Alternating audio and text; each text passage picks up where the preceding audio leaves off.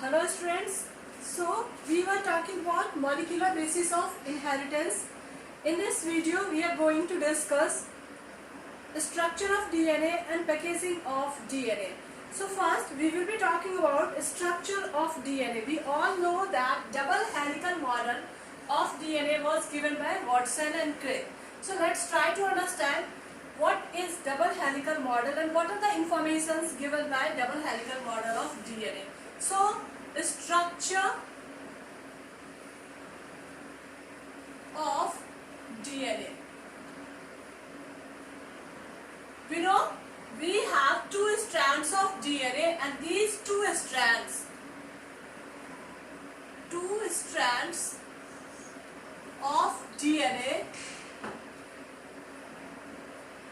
are basically polynucleotide chains. Polynucleotide chain. So we have two chain or two strands of polynucleotide. Backbone of this polynucleotide chain.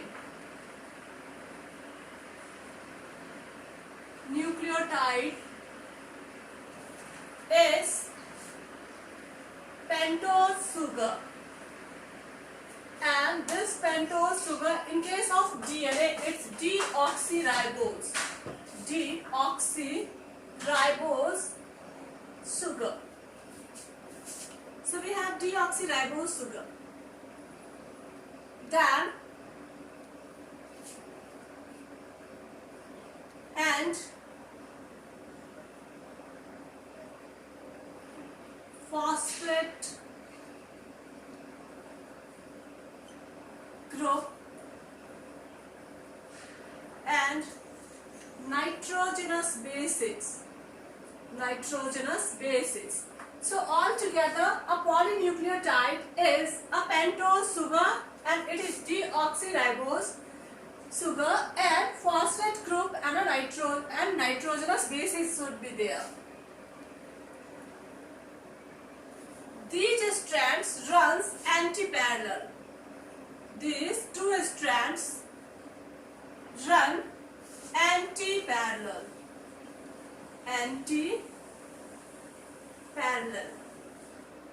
So we try to understand meaning of this anti-parallel. So one strand runs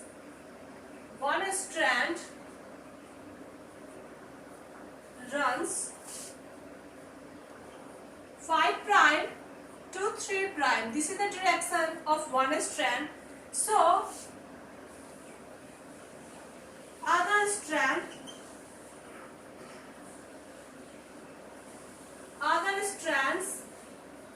will have direction like 3 prime to 5 prime. We all know that we have two strands of DNA here. At 5 prime we have a phosphate group, and at 3 prime we have a hydroxy group. But in opposite strands, here we have 3 prime and 5 prime, so phosphate group is here and hydroxy group is here. In between, nitrogenous base pairing. Like if we have adenine, guanine or cytosine, thymine, cytosine and guanine, the pairing should be like this. So here we can see the direction of strands. It is from 5 prime to 3 prime. But in next strand you can see here the direction is from 3 prime to 5 prime. So we can say that orientation is opposite here. So it runs anti-parallel. Now the next point is the strands are complementary to each other. So here the strands are complementary to each other. Strands are anti-parallel, which we discussed, each other. We'll try to understand meaning of this. To each other. It was the Erwin Cherenkov. It was the Erwin Cherenkov who explained who gave base pairing rule. So according to Erwin Cherenkov's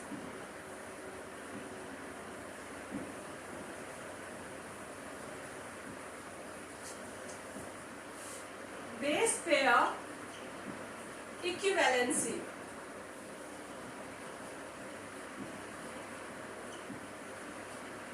A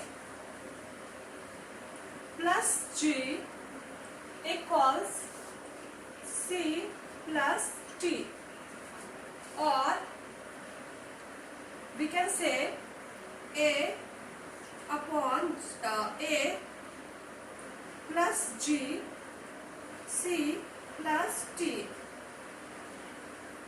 or we can say A upon T equals 1, G upon C equals 1.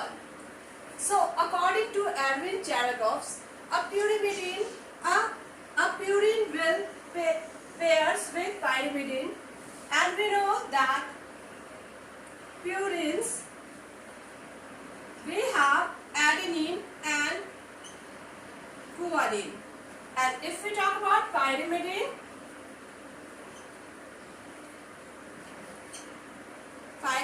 we have thiamine and cytosine. So adenine will pair with thiamine, and the bond in between adenine and thiamine will be a double hydrogen bond. The bond between guanine and cytosine will be a triple hydrogen bond. And in the same way, thiamine will bind with adenine and cytosine will bind with guanine. So according to Erwin Cherenkov's, purines will bind with a pyrimidine, adenine will bind with thiamine forming a double bond in between, and guanine will bind with cytosine forming a triple bond in between. So this satisfies that DNA strands are complementary to each other. So let's try to draw the strands of DNA. Here I am drawing the strands of DNA. So we have two strands of DNA. You can see here 5 prime to 3 prime, and from 3 prime to 5 prime. We have adenine, guanine, thiamine, cytosine, and it is the opposite strand. So according to base pair, it will have adenine, thiamine, guanine, cytosine, thiamine, adenine, and cytosine, guanine. So we can say that 5 prime to 3 prime strand is complementary to 3 prime to 5 prime strand, or we can say that 3 prime to 5 prime is complementary to this strand. So we can say that the strands of DNA run anti-parallel and complementary to each other. Now, if we talk about that, the strands or the helix runs in anti-clockwise direction. So we'll try to understand this.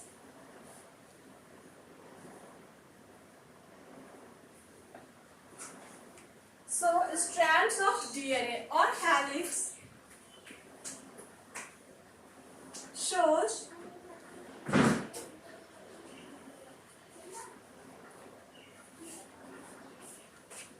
turn of right-handedly. So right-handed, or we can say anti-clockwise. Anti-clockwise. We have two strands of DNA. This strand will spirally arrange and form a helix, and this turning is anti-clockwise. So we can say that anti-clockwise means it is right-handedly turn. So this is a helix. This helix will turn anti-clockwise. So we will call it as right-handed.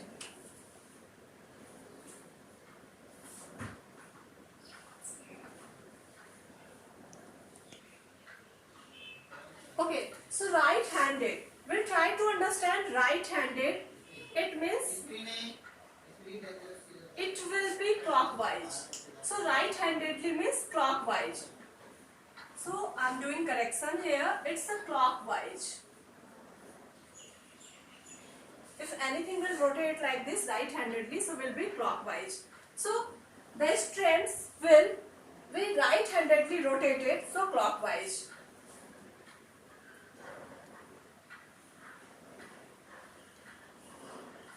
Now we'll try to understand structure of the DNA helix. So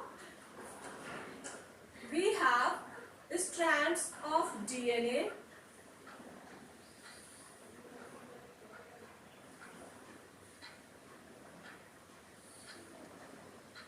We have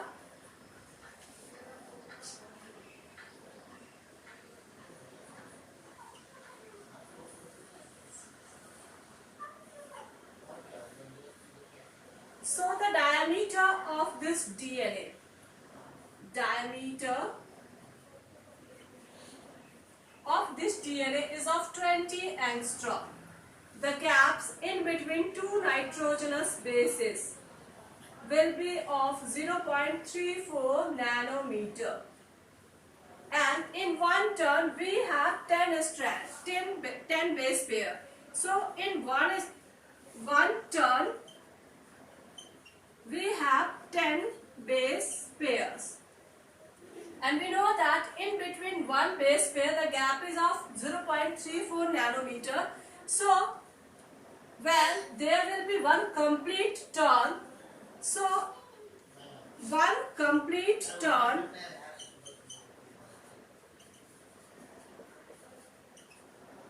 of 360 degree will be of 10 into 0.34 nanometer. So it will be of 34 nanometer. Here we have a oral groove. We have an oral groove or a shallow groove.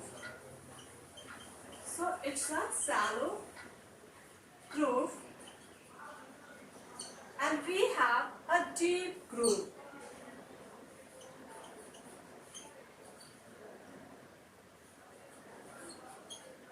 So just to turn the strands of 360 degree, the gaps between the distance of one complete turn will be of 34 nanometer. And diameter of this DNA is of 20 angstrom. So one complete turn will be of here to here. So it will be, if it will be something like this, so one complete turn will be of 34 angstrom. So will be of 34 angstrom. And in between these nitrogenous bases, hydrogen bonds present. And due to this hydrogen bond, which is responsible for providing additional stability, the strands run anti-parallel. So due to this hydrogen bond in between the nitrogenous base pairs, nitrogenous bases, the strands run anti-parallel. Okay. Now we'll discuss packaging of DNA. So we'll try to understand packaging of DNA.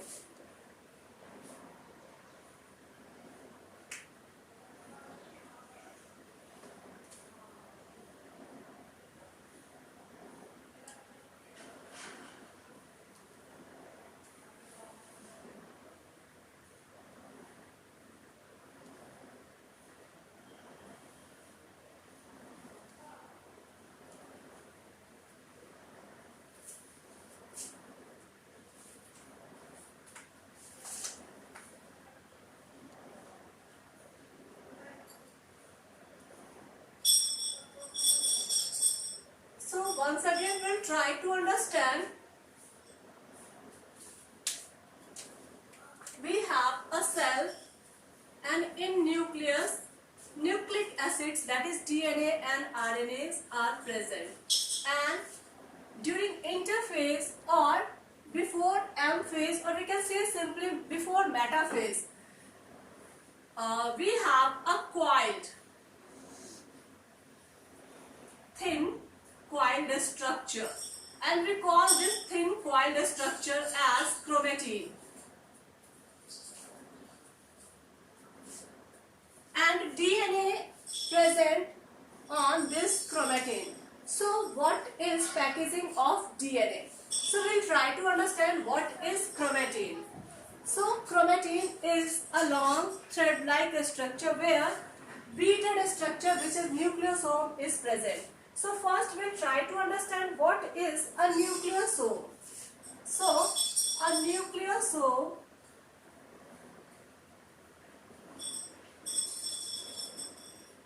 is nothing but it is a strand or a small stretch of DNA. So we have DNA plus histone protein, and we have H1 histone, okay? So we have a small stretch of DNA, and we have discussed that DNA is negatively charged. DNA is negatively charged, so it is negatively charged due to presence of phosphate group.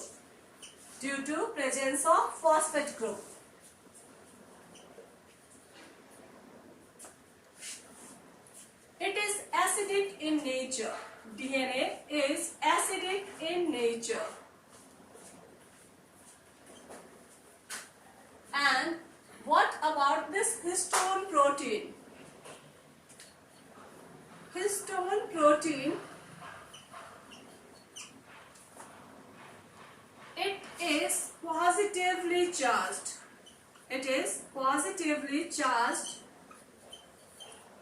It shows basic property. It is basic in nature due to presence of amino acids. Amino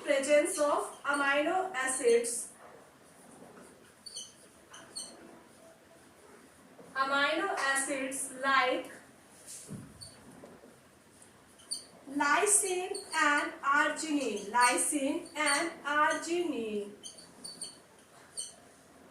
Due to presence of lysine and arginine, histone is having basic property.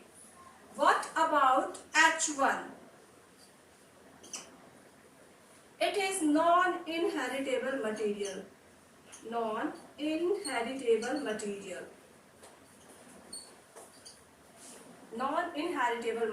It means it will not pass through the progeny. It will not pass into the progeny through the successive generation. So this is important regarding H1. It is non-inheritable.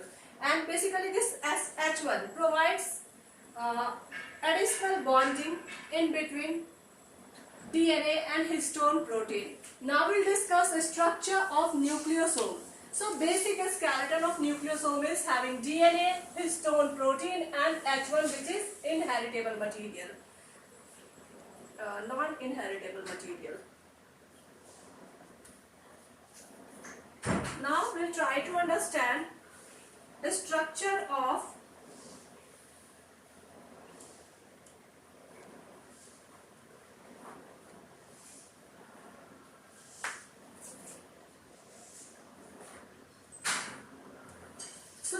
histone protein, and it is also called octamer protein. Why?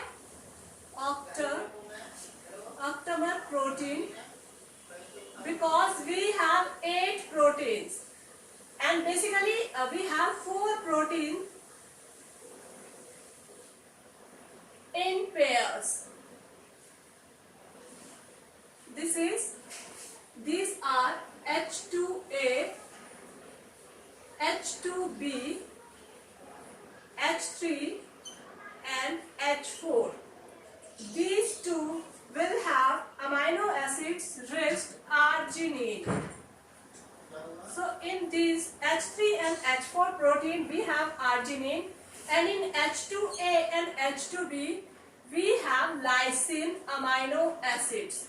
And due to presence of this arginine and lysine, the histone octamers having positive charge on it.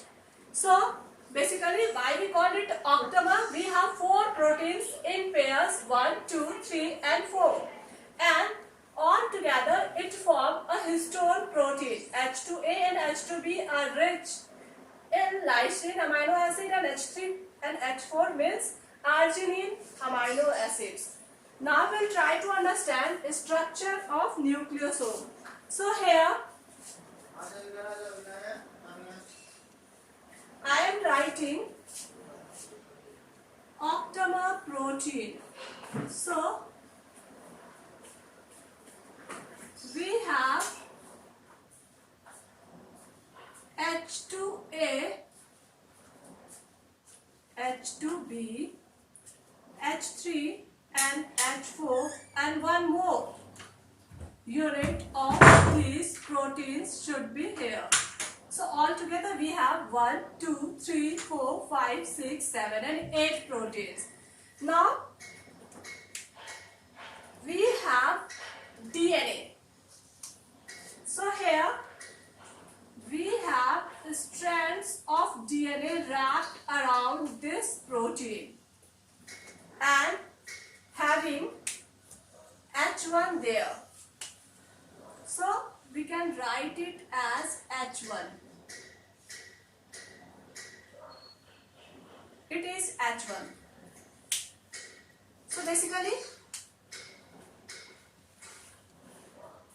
we have protein or octamer protein. We have DNA,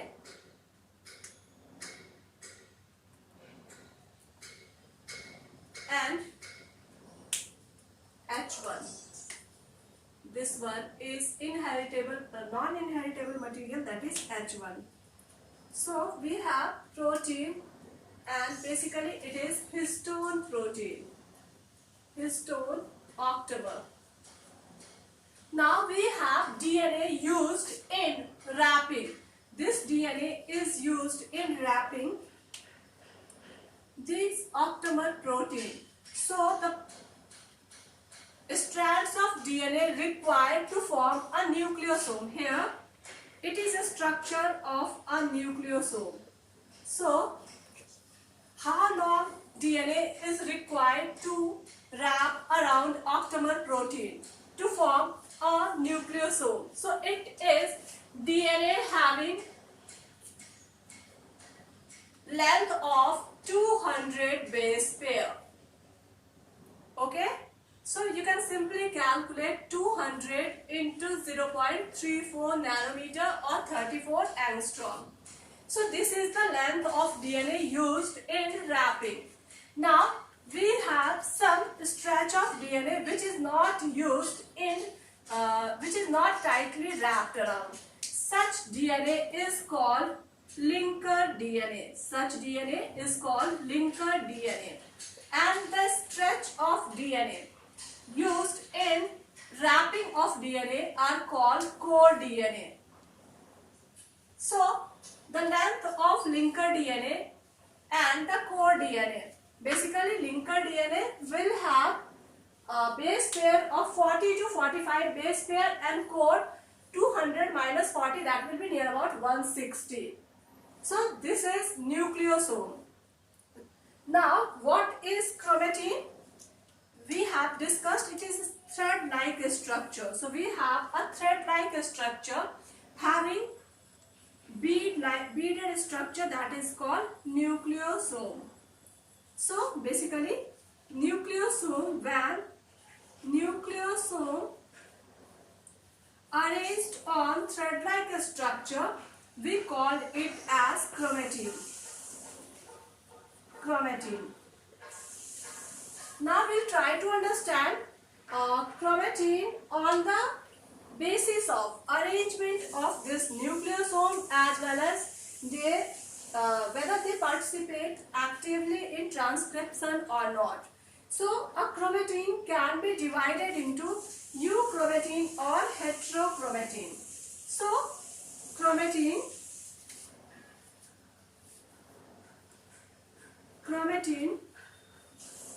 is further divided into euchromatin and heterochromatin.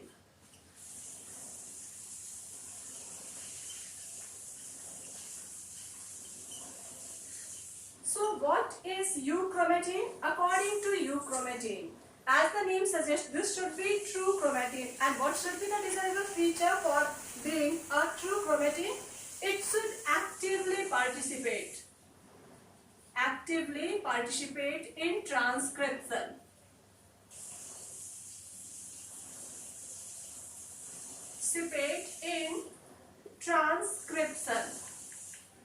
So it will actively participate in transcription. And what about heterochromatin? It will not actively participate in transcription. So this is important, that heterochromatin will not participate in transcription. Now, heterochromatin are further divided into two chromatin, that is facultative chromatin and constitutive chromatin. So facultative, we will discuss very soon, facultative chromatin and constitutive chromatin. So first